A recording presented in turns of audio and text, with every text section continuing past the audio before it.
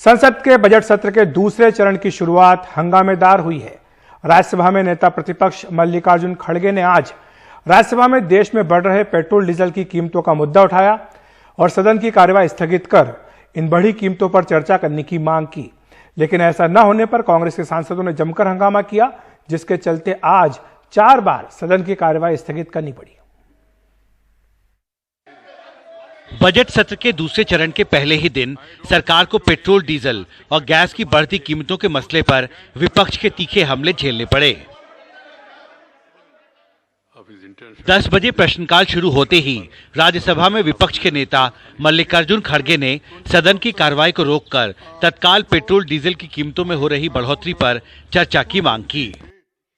मल्लिकार्जुन खड़गे ने कहा, आज देश में पेट्रोल करीब 100 रुपए प्रति लीटर और डीजल की कीमत 80 रुपए प्रति लीटर से भी ऊपर पहुंच गई है।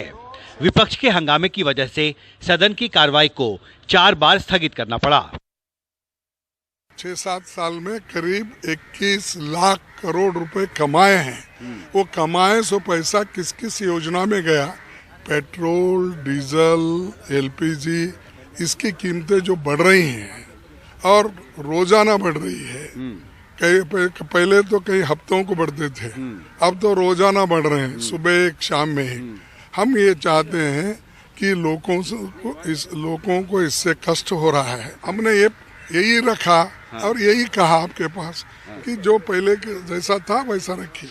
लेकिन कांग्रेस के हंगामे के बावजूद कार्रवाई को स्थगित करके पेट्रोल, डीजल की बढ़ती कीमतों पर चर्चा कराने की मल्लिकार्जुन खड़गे की मांग को राज्यसभा के सभापति ने स्वीकार नहीं किया। This issue can be discussed during the course of discussion on appropriation bill, and also we have enough opportunities to discuss during this budget part of the session. आप भारत नेपाल सीमा पर गए थे एक दौरे पर, आपने वहां पर क्या देखा?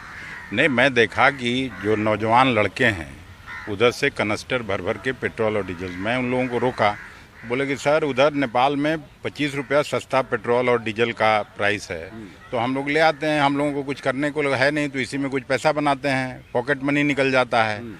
तो इस स्थिति पर सरकार को स्पष्टीकरण देना चाहिए। आप पता कीजिए कि पेट्रोल के जो पेट्रोल पंप्स हैं उनका जो बिक्री है वो लगभग 40% कम हो गई है, क्योंकि आदमी की अब हैसियत नहीं है कि वो चला सके गाड़ियां। एक समय यूपीए के कार्यकाल के दौरान बीजेपी पेट्रोलियम पदार्थों की कीमतों में बढ़ोतरी को राजनीतिक मुद्दा बनाती थी, लेकिन अब कहानी बदल गई है। कोरोना संकट के इस दौर में सरकार को प्रशासन और बड़ी सरकारी योजनाओं को चलाने के लिए अतिरिक्त राजस्व की जरूरत है, लेकिन सरकार को यह समझना होगा कि तेल की कीमतों में बढ़ोतरी का अब आम जरूरत की चीजों की कीमतों पर असर पड़ना शुरू हो गया है और इस परिस्थिति से निपटने के लिए उसे राजनीति और अर्थनीति में संतुलन बनाकर आगे बढ़ना होगा। दिल्ली से हिमांशु शेखर, एनडीटीवी इंडिया।